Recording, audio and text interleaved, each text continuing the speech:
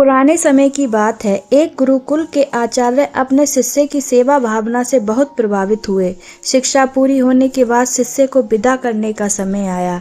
तब गुरु जी ने शिष्य को आशीर्वाद के रूप में एक दर्पण दिया जिसमें व्यक्ति के अनुरूप भाव प्रकट होते थे।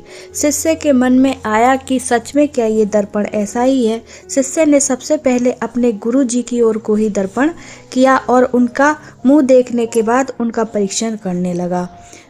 उसने देखा कि गुरुजी के मन में मोह, क्रोध आदि बुरी बातें भरी हुई हैं। ये देखने के बाद शिष्य को बहुत दुख हुआ क्योंकि वह अपने गुरुजी की सभी बुराइयों से वंचित था।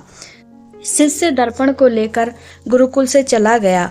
उसने अपने सभी दोस्तों को उस दर्पण में देखा। सभी के मन में कुछ न कुछ बुराई थी। उसने अपने रिश्तेदारों पर भी ये परीक्षण किया। रिश्तेदार भी कोई न कोई बुराई थी। उसने सोचा मेरे माता पिता में तो कोई बुराई नहीं होगी। फिर उसने अपने माता पिता को उस दर्पण में देखा तो माता पिता के मन में भी बहुत सारी बुरी बातें चल रही थी। शिष्य को बहुत दुख हुआ और वह एक बार फिर गुरुकुल वापस लौट गया।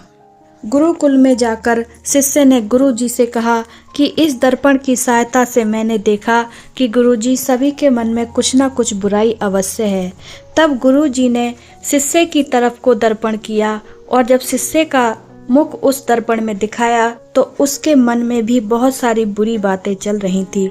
तब गुरुजी ने उसे समझाते हुए कहा कि तुम्हारे मन में भी क्रोध, दुर्व्यवहार और लालच जैसी बुरी बातें हैं। गुरुजी ने शिष्य को समझाते हुए कहा कि मैंने ये दर्पण तुम्हें खराब चित्र देखने में सुधार करने के लिए नहीं दिया था और ना ही ये दिया था कि किसी के मन में क्या बुरा चल रहा है।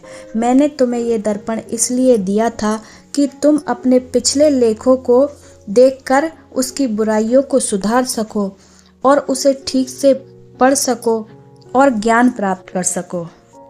यही आज के ज़माने के युवाओं में है कि दूसरों को देखकर उसमें बुराई निकालते हैं और खुद की बुराई को नहीं पहचानते हैं। अगर आपको पोस्ट अच्छी लगे तो कृपया लाइक करें, चैनल को सब्सक्राइब करें। राधे राधे।